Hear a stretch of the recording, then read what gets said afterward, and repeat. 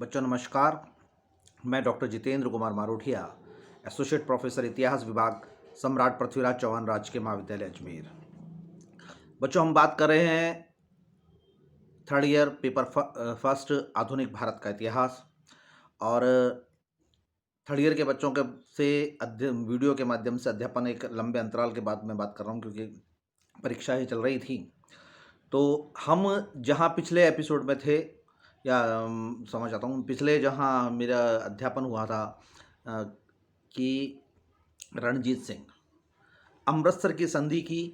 रणजीत सिंह ने अंग्रेज़ों के साथ में एक डिप्लोमेटिक समझौता किया, सिखों को राज्य व्यवस्था की, सिखों की समस्त मिसलों को एक करने का उसका उन्होंने किया, और एक जो एक सामाजिक और एक आध्यात्मिक या एक धार्मिक संस्था थी उसको एक प्रकार से राजनीतिक संगठन देने का भी प्रयास किया। आज हम बात कर रहे हैं रणजीत सिंह के प्रशासनिक व्यवस्था की। जहाँ तक प्रशासनिक व्यवस्था की बात है, रणजीत सिंह का अगर शासन की अब मूल बात करें जाए तो एक तंत्रीय शासन व्यवस्था दृष्टिगोचर होती है कि रणजीत सिंह एक तरह से और शासन के धुरी वही थी, और समस्त केंद्र अगर सत्ता के सारे अधिकार उन्हीं के पास थे। और ऐसा भी माना जाता है कि उसका निर्णय अंतिम होता था और वह सर्वोच्च न्यायालय के रूप में काम करते थे। रणजीत सिंह अपने अधिकारी को स्वयं पूरी निगरानी रखते थे, और अगर किसी अधिकारी की मृत्यु हो जाती है तो उसके संपत्ति को जो जो उसने अर्जित की है, चाहे इनाम के रूप में मिली हो चाहे किसी भी रूप में मिली हो, उन सबको अर्जित राजकोष में ले लिया जाता था, और उसके परिवार को उतनी ही दी जाती थी जितनी कि उसके भरण पोषण के लिए हो। यदि उस परिवार के सदस्य में से वापस कोई शामिल हो जाता है तो फिर उसके बाद में सेना में शामिल हो जाता है या राज्य कार्य में शामिल कर जाता है या प्रशासन में जाता है, तो उसके बाद में उसको वापस उसी प्रकार से उसके आय के साधन निर्मित कर दिए जाते थे, और उसकी योग्यता के अनुसार उसको वापस धन मिलना शुरू हो जाता था। लेकिन पूर्व में अर्जित धन जो उसके एक पीढ़ी पहले से अर्जित की है उसको प्राप्त कर लिया जाता। रणजीत की जो है, यद्यपि एक तंत्र शासन थी और कहीं कहीं पर दृष्टिकोण था, इतिहासकार इस बात को भी मानते हैं कि निरंकुश रहे होंगे, लेकिन चूंकि रणजीत सिंह ने पहली बार सिखों के साथ में ये प्रयोग किया था और सिख जाति संगठित हुई थी और विभिन्न मिसले थे, जत्थे थे, इसलिए उनका थोड़ा बहुत स्वयं का विवेक था, स्वयं की क्षमता थी, स्वयं का साहस था, इसलिए निरंकुश होना स्वाभाविक था। ये एक मैं अपने हिसाब से, अध्ययन के हिसाब से ये बात करना चाह रहा हूँ। लेकिन उनकी निरंकुशता उस तरीके से नहीं थी जो मध्यकाल में स्वेच्छाचारी शासन व्यवस्था देखी जाती है। और रणजीत सिंह ने कभी भी अपने आप को खालसा सरकार नहीं कहा, बल्कि अपने आप को खालसा का प्रतिनिधि कहा, और इसीलिए वह हमेशा गोविंद सहाय का नाम लिया करते थे, और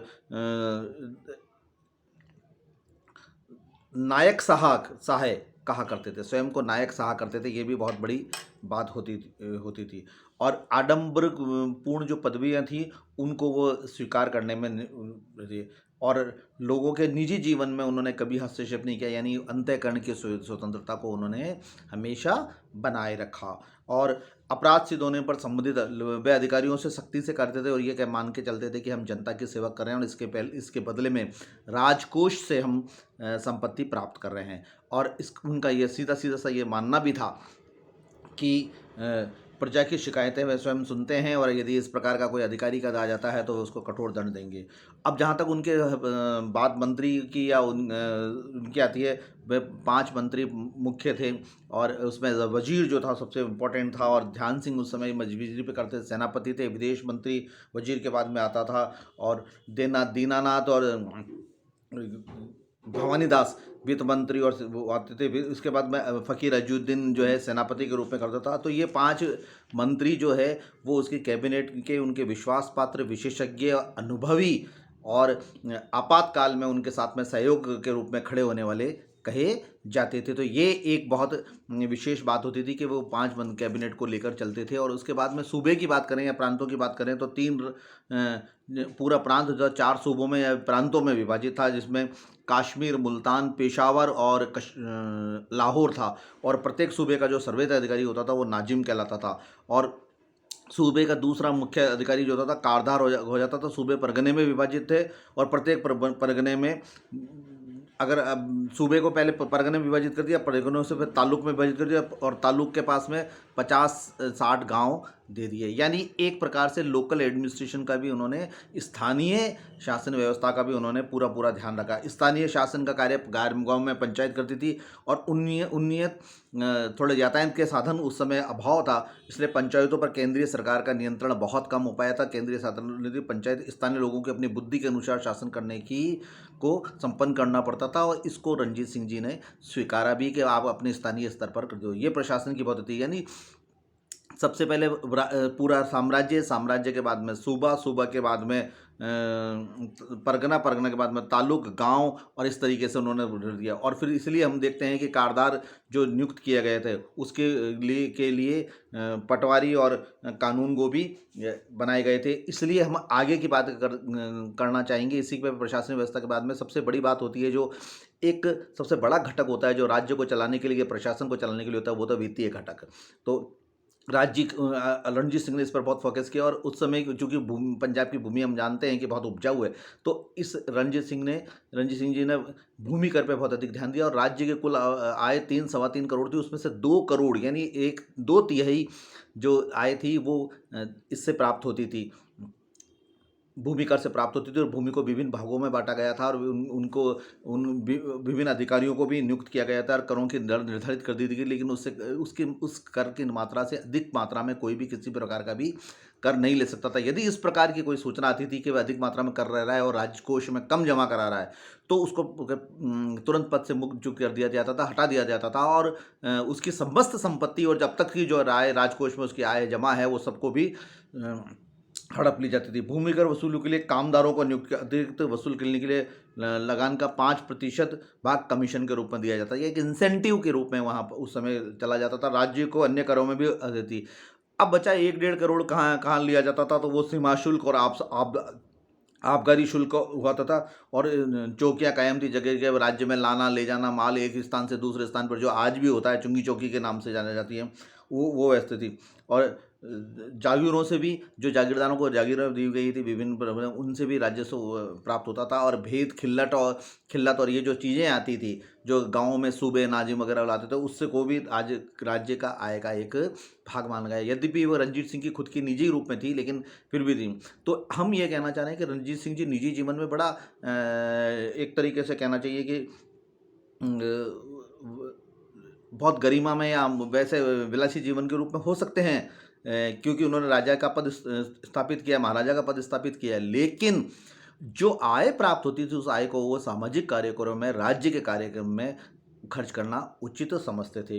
अब हमने उनके वित्तीय प्रबंध के बारे में भी बात कर ली, और किसानों की भूमि का 33% से 55% तक का कर था, यानी 1/3 से लेके 1/2 भाग तक का भी कर निर्धारित करता था। और लगातार भूमि में उर्वरा क्षमता कितनी है उसके आधार पर, कि मान लो फसल एक साल में 3 या 4 फसल हो रही है, तो फिर उसको 1/3 कर दिया जाता था। कम होती थी फसल तो एक बार ही कर लिया जाता था, और बार बार फसल हो रही है तो हर बार फसल पर आयकर होता था, तो वो मात्रा बढ़ा दी जाती थी।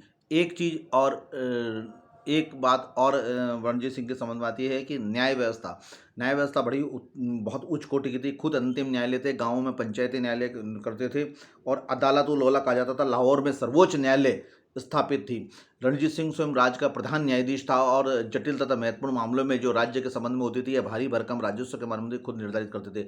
उसके अलावा छोटी अदालत होती थी। और यहाँ पर एक चीज़ और है, चूँकि उस रणजीत सिंह जी का देख लीजिए कि सिख समुदाय को एकत्रित किया, तो हिंदू सैनिक भी थे, जाट सैनिक भी थे, डोगरे हिमाचल के प्रदेश के सैनिक भी थे, उनमें वो लोग भी रहते थे। प्लस लंबे समय तक इस्लामिक सत्ता थी, तो मुसलमानों के कानून नियम ही होते थे। इन सबको उनको रणजीत सिंह जी को बहुत विशेष ध्यान में रखना पड़ता था, इसलिए सबके लिए अलग अलग कानूनी व्यवस्था और उनकी निर्भर थी। यद्यपि इस प्रकार की कोई आचार संहिता नहीं थी, कानून की कोई व्यवस्था वो लिखित कानून पर नहीं थी, लेकिन परंपरागत की बात करें या रीति रिवाज की बात करें या सामाजिक प्रथाओं पर बात करें, तो इतने कठोर नियम हो गए थे, मान्यता है कि पूरे राज्य में हो गए थे, और हर व्यक्ति इस बात से अवगत था। तो अगर प्रत्येक व्यक्ति इस बात से अवगत है, तो ये हमको ये स्वीकार करना पड़ेगा कि रणजीत सिंह की न्याय व्यवस्था आम जो है समान रूप से प्रचलित थी।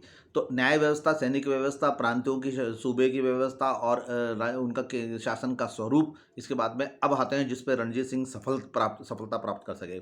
और कन्निंगम ने भी कहा है, और इस ऑकलैंड ने 1838 में जब रणजीत सिंह का दौरा कर रहे थे रणजीत साम्राज्य का, तब उन्होंने कहा था ये जो विशेषता अब जो बता रहा हूँ वो रणजीत सिंह की सर्वश्रेष्ठ थी, और वह थी सैनिक व्यवस्था।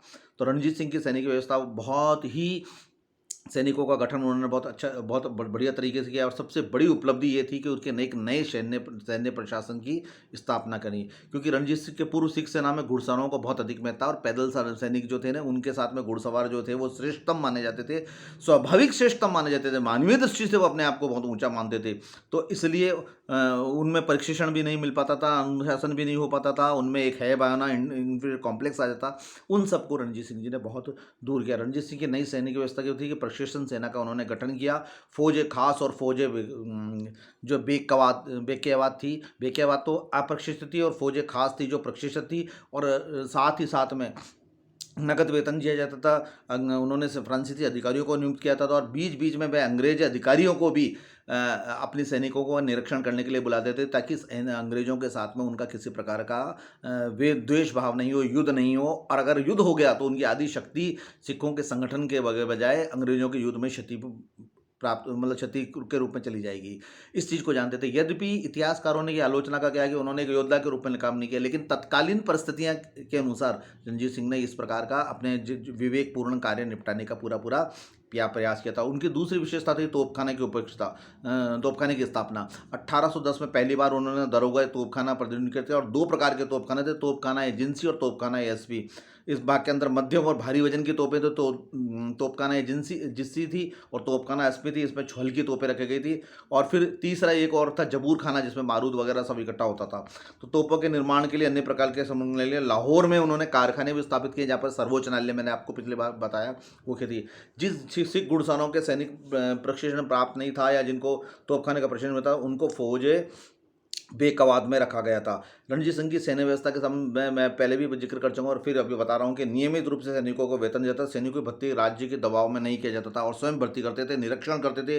1527 में जनरल कोटकोर, 1827 में जनरल कोटकोर, 1832 में जनरल गार्डनर को तोपखाने का पुनर्गठन करने के लिए उन्होंने नियुक्त किया। तो यानी बीच बीच में वह अंग्रेज अधिकारियों की भी मदद लिया करते थे, और अधिकांश सैनिक उनके सह को जाट थे, और मुसलमान अन्य जातियों के भी लोग भी सम्मिलित थे। अनुशासनहीनता से उसमें बिल्कुल भी बर्दाश्त नहीं की जाती थी, और सैन्य व्यवस्था पूर्णतः दोष रहित नहीं थी। बड़ा दोष ये था उनमें, थोड़ा सा जो आप मान लें कि सैनिकों और अफगानों की उन्नति के लिए कोई निश्चित नियम नहीं था। दूसरा दोष ये था कि यूरोपियन सैनिकों अधिकारियों का वेतन अधिक था। यहाँ एक थोड़ा सा जो होती है, जिसको बात के इतिहासकारों को आलोचना थी, इसमें सिखों में थोड़ा सा असंतोष हो गया था, और सैनिकों को बहुत अधिक महत्व कारण उसका हो गया था। तो हम अब अगले अध्याय में, मैंने आज ये प्रशासन व्यवस्था के अगले अध्याय में रणजीत सिंह का मूल्यांकन पढ़ेंगे कि विभिन्न बिंदुओं के आधार पर उन्होंने क्या किया, ताकि अपना एक रिपीट हो जाए पूरा का पूरा अध्याय, चाहे उसमें वो नेतृत्व के क्षमता में, के रूप में, किसी भी रूप में हो। रणजीत सिंह का मूल्यांकन करने के बाद में पंजाब का अंग्रेजी राज्यों में विलय किस प्रकार हुआ, जो 1842-46 में डलहौजी के बाद में और डलहौजी से पहले हुआ, उस पर अध्ययन करेंगे। धन्यवाद।